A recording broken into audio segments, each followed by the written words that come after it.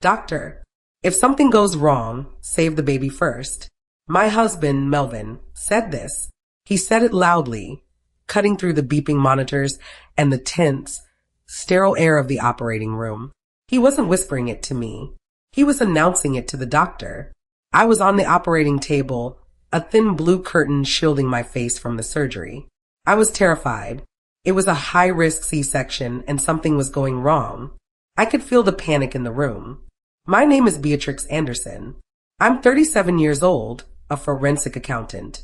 And on the worst day of my life, the day I was fighting to bring my son into the world, my husband told a room full of strangers that my life was disposable. I tried to turn my head, but I was numb from the chest down.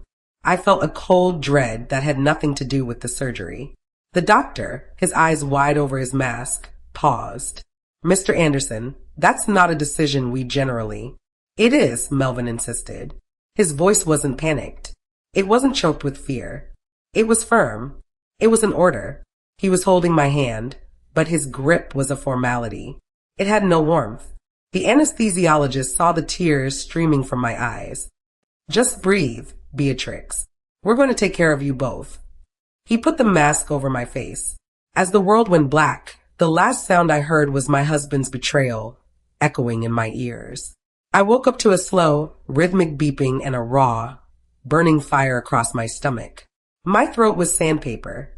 A nurse with kind eyes was checking my vitals. My first hoarse whisper, the only words that mattered, came out. My baby. She smiled, a genuine, warm smile that didn't quite reach her eyes. Your son is in the NICU. He's stable. 7 pounds, 2 ounces. You're both fighters, Beatrix. You really are. A wave of relief, so strong it hurt, washed over me.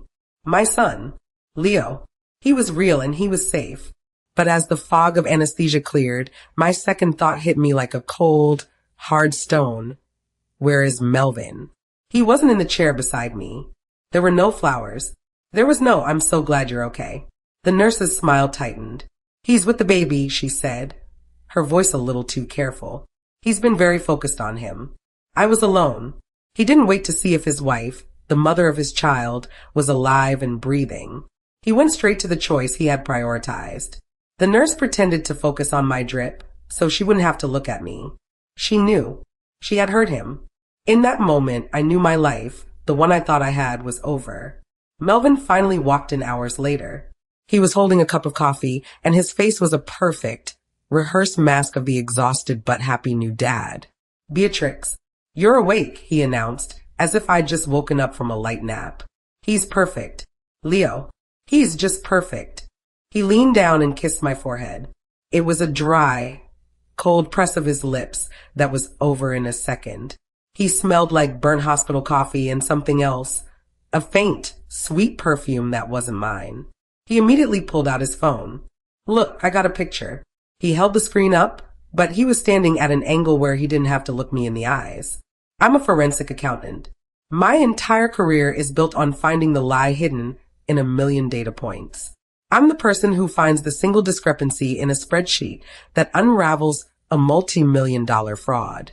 As I watched my husband with his bright, fake smile and his restless energy, I knew I was looking at a living lie. This wasn't the relief of a husband whose wife and child had both just survived. This was the performance of a man who got what he wanted, but not exactly how he wanted. I'm going to go call my parents. Let them know you're up, Melvin said, already backing toward the door.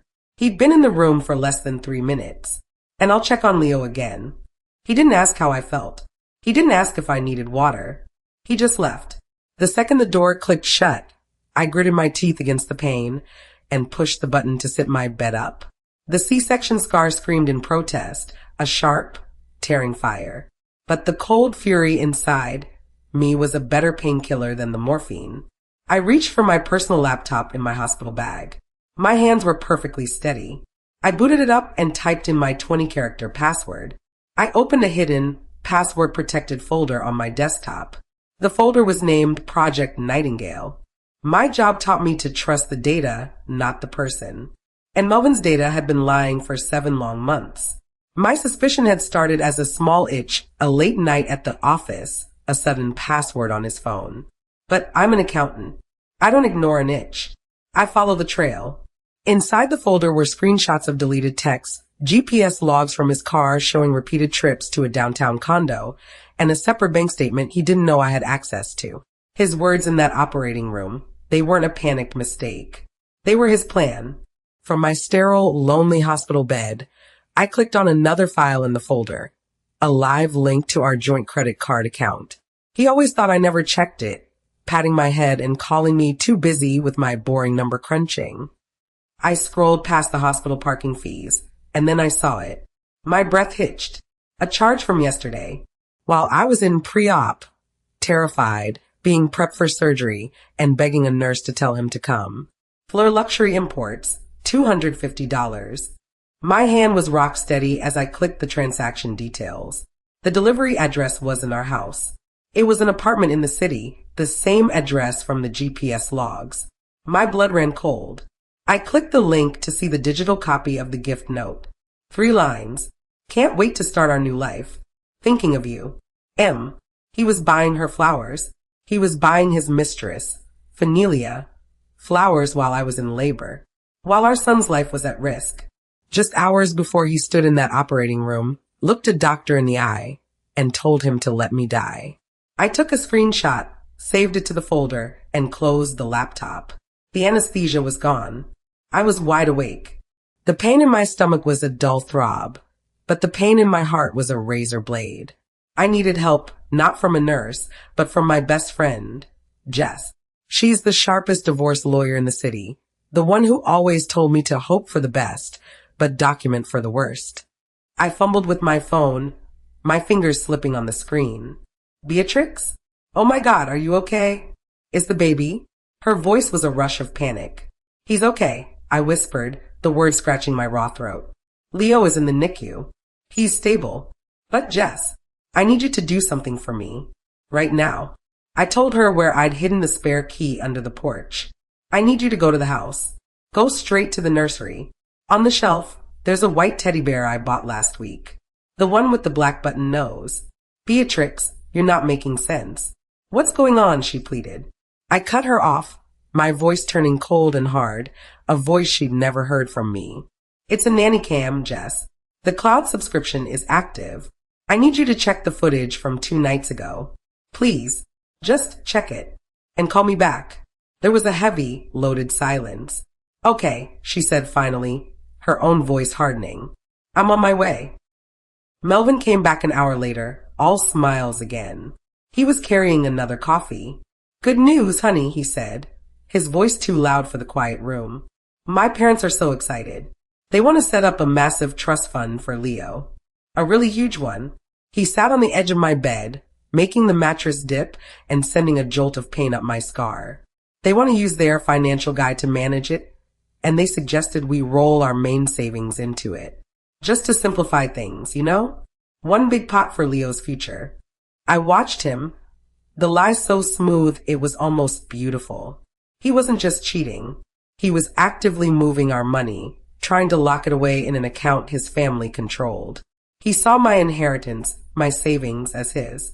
He was trying to bleed me dry. I felt a wave of nausea that had nothing to do with the medication. I had to play along. I let my eyes flutter shut as if I was tired. That sounds really generous of them, Melvin. He beamed, his eyes bright with greed. I knew you'd see it. It's the smart move. I turned my head to the window. Whatever you think is best. The moment he left, my phone buzzed on the bedside table. It was a text from Jess. Call me. Now. My blood turned to ice. I dialed her number, my hand shaking so hard I almost dropped the phone. She picked up on the first ring. Beatrix, she said, and her voice was a low, shaking hiss of pure fury. I'm sending you the file. He was in the nursery. With her. My breath caught. Just watch it. A video file appeared in my texts. I clicked play. The video was clear, shot from the teddy bear's eye level. It was Melvin in Leo's nursery 2 nights ago. He was on the phone, his back to the camera, and his mistress, Fanelia, was on speakerphone. Her giggling voice filled the room. Then Melvin spoke. His voice was clear. The doctor asked me who to save. I told him the baby. It's perfect. If she, doesn't make it, I'm the grieving widower. If she does, she'll be too weak and grateful to fight me on the divorce. She's just the carrier. We'll have the baby, the house, everything. She's just the carrier. The phone slipped from my hand and hit the blanket. I didn't make a sound. I just broke. I didn't cry. The part of me that could cry was gone, burned away by his words. The shaking stopped. My hands weren't shaking anymore. They were perfectly steady. He was right about one thing. I was a carrier. I was a forensic accountant. This wasn't a marriage anymore. It was a hostile takeover, and I was just a problem to solve on a spreadsheet. I grabbed my laptop. The pain from my C-section was nothing. I logged into our joint savings account. $180,000. Money I earned from bonuses. Money I saved. I transferred $175,000 to a new solo account I had opened last month under my maiden name. He could have the $5,000 left. It was enough to keep him from getting suspicious, to let him think his plan was working. Then, I logged into my inheritance account. The money my grandmother had left me. The money Melvin thought was our nest egg.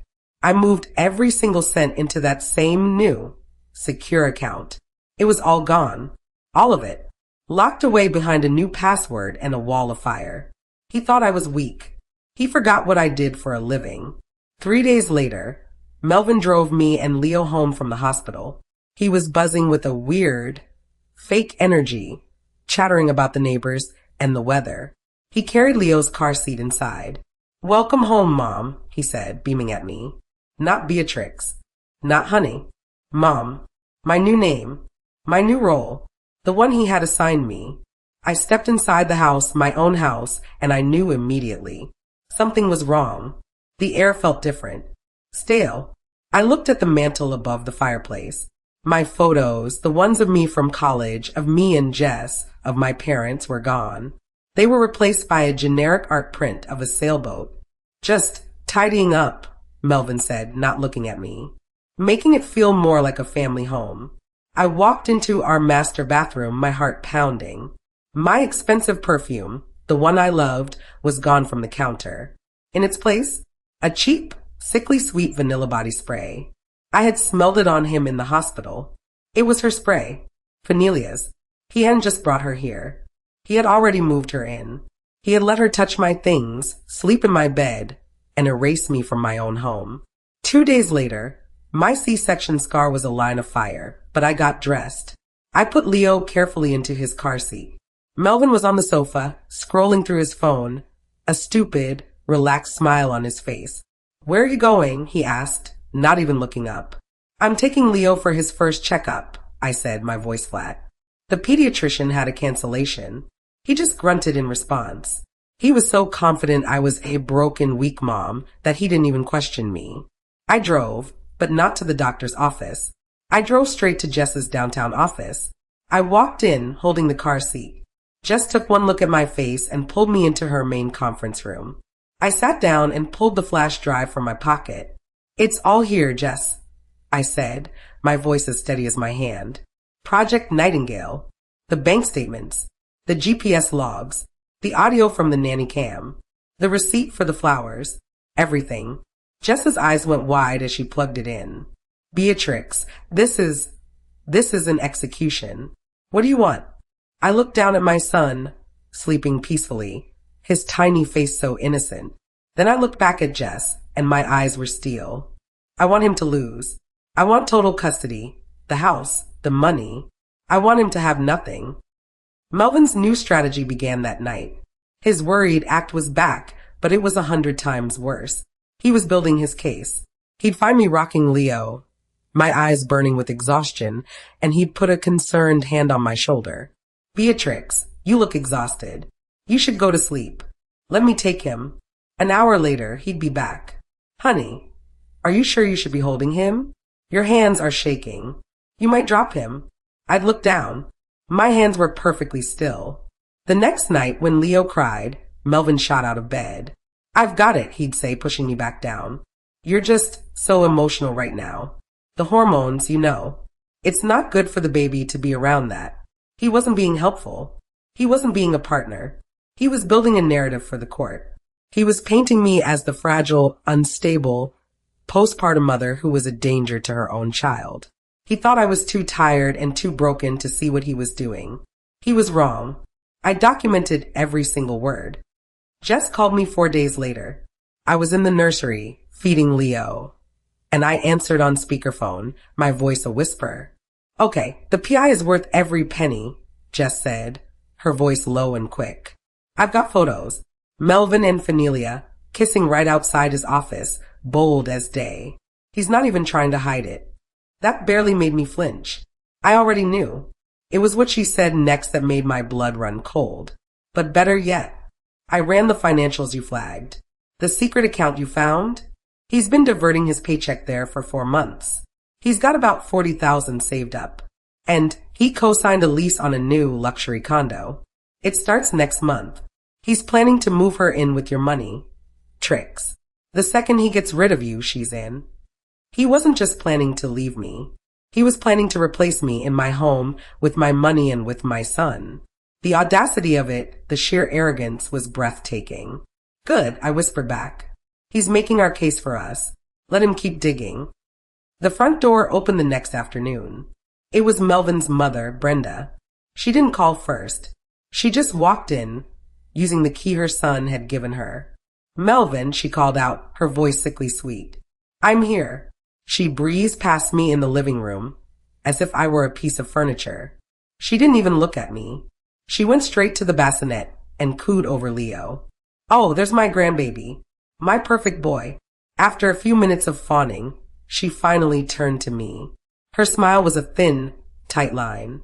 Beatrix, Melvin tells me you're struggling, she said, her voice laced with the fakest sympathy I had ever heard.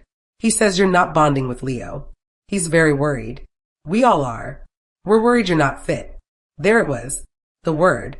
Fit. The trap was set. They weren't just guessing, they were a team. They were working together. They were going to try and take my son, and his own mother was the star witness for his lies. I just stared at her, my face a perfect blank mask. 2 nights later, Melvin sat me down on the sofa.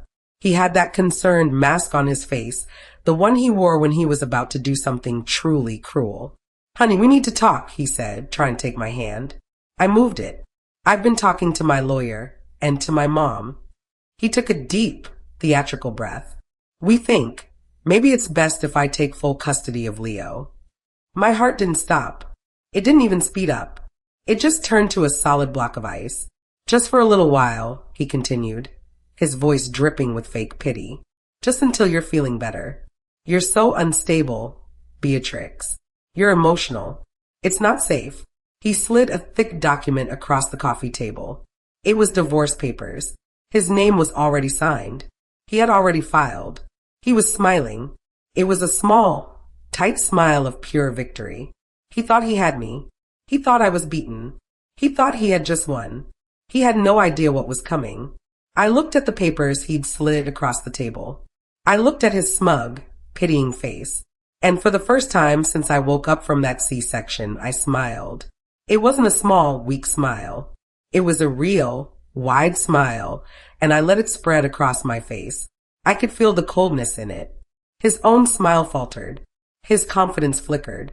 This wasn't the reaction he had planned for. He expected tears. He expected begging.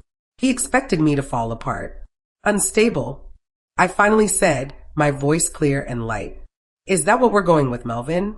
His face tightened and the mask of concern dropped. Now he just looked confused. What's so funny, he stammered, his eyes darting from my smiling face to the papers. What are you doing? I leaned back against the sofa cushions. Oh, nothing, I said, my smile getting even wider. I'm just so impressed.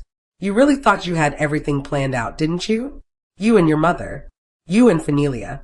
His face went from confused to pale, guilty white. He knew. I knew. I'm just so glad you brought this up first, I said. I pushed myself off the sofa, gritting my teeth against the sharp pull of my stitches.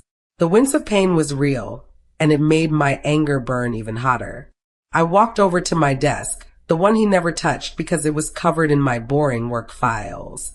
I pulled open the bottom drawer and took out a thick, bound document. It was twice as thick as his. These, I said, walking back and dropping them on the coffee table with a heavy thud, are my divorce papers, Melvin. Filed by just this morning. His eyes bulged. He stared at the stack. What? How? He sputtered. You can't. I cut him off. You were just served, actually. The man who rang the doorbell an hour ago. The one you tipped because you thought he was delivering flowers. I smiled again. That was my process server. He handed you your copy. You were just too excited to look. Melvin's face turned a sick, gray color. He scrambled for his briefcase and pulled out the envelope he'd tossed inside. He tore it open. His hands were shaking now, not mine.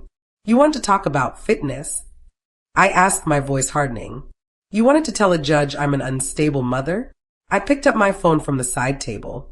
You know, the nanny cam in Leo's room has excellent audio. Melvin's head snapped up. His eyes were wide with pure animal panic. What did you? I didn't let him finish. I tapped my phone screen. The audio file played, loud and clear in the dead silent living room. His own voice filled the air, slick and cruel. She's just the carrier. His mistress's giggle echoed. If she, doesn't make it, I'm the grieving widower. Melvin lunged across the table to grab the phone, a guttural, desperate noise ripping from his throat. But I was faster. I pulled it back. Recognize your voice, Melvin? I hissed. Don't worry. The file is already backed up in 5 different places. And I promise you, the judge is going to love this. He fell back onto the sofa, his mouth opening and closing, but no sound came out. He was finally, truly speechless. You wanted the house? I continued, my voice cold and even, like I was reading a ledger. You thought you'd get the house in the divorce? This house was left to me by my grandmother. My name is the only one on the deed. It's separate property, Melvin. You're not getting a single brick. I ticked off the points on my fingers. You wanted the money? As a forensic accountant, I've tracked every single cent you've been diverting to your girlfriend for the last 7 months. That secret account? It's already frozen by court order. His face went from white to a blotchy, terrified red. And the condo? I said, delivering the final blow. The one you co-signed with Vanilla. Planning to move into next month? The leasing company loved seeing your fraudulent application, where you claim my income as your own to qualify. Just sent it to them this morning. They're suing you for fraud. He looked like he couldn't breathe. He had no house, no money, and a new lawsuit. He had nothing. He finally found his voice. It came out as a strangled yell. You bitch.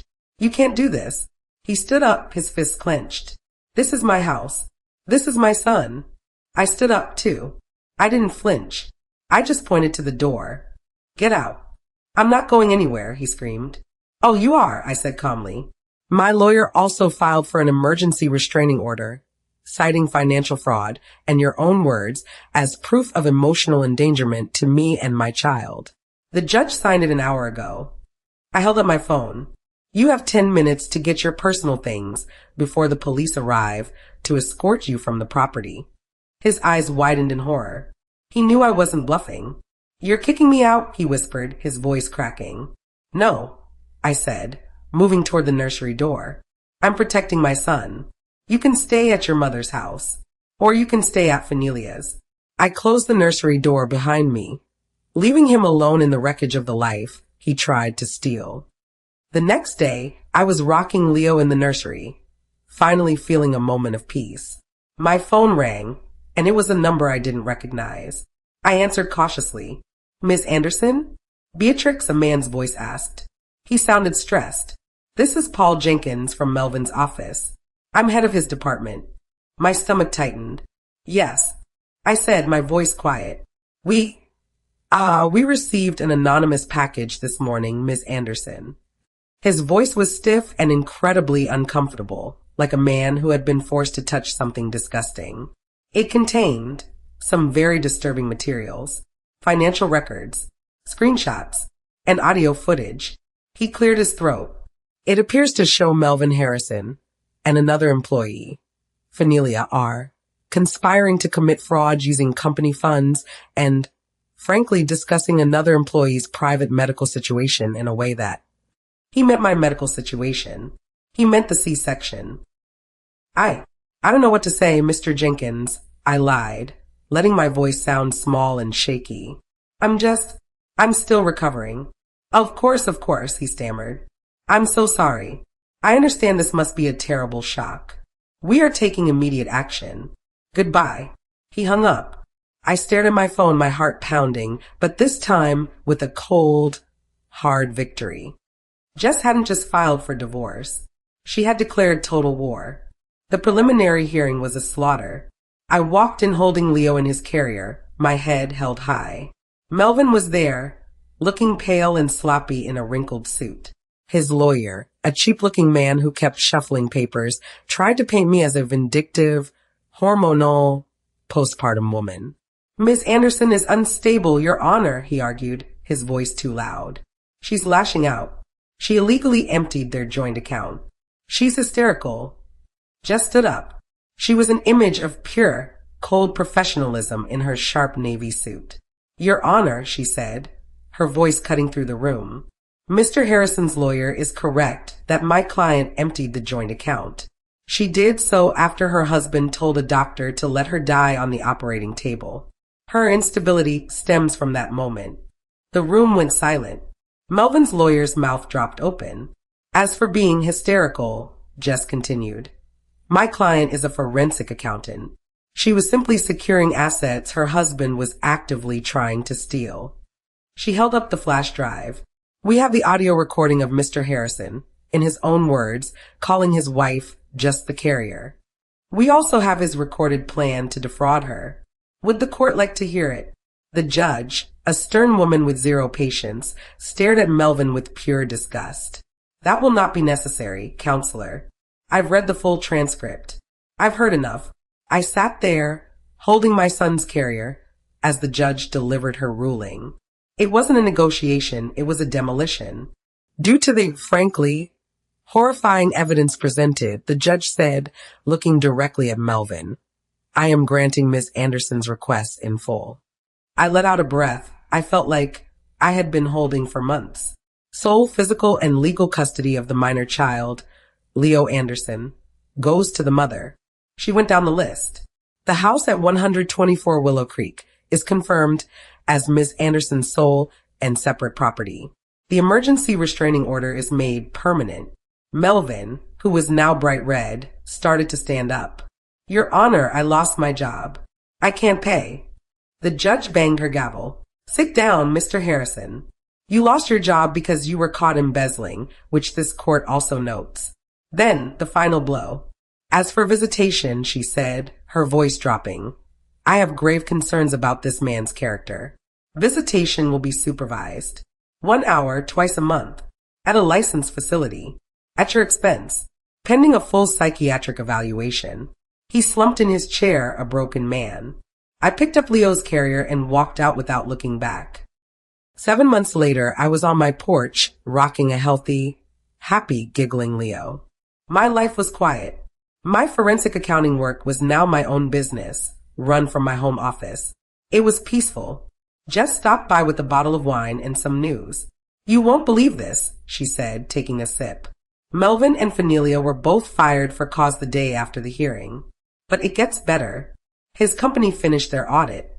They're suing him for embezzlement. Turns out his late nights were just him and Fenelia cooking the books. I wasn't surprised. Where is he?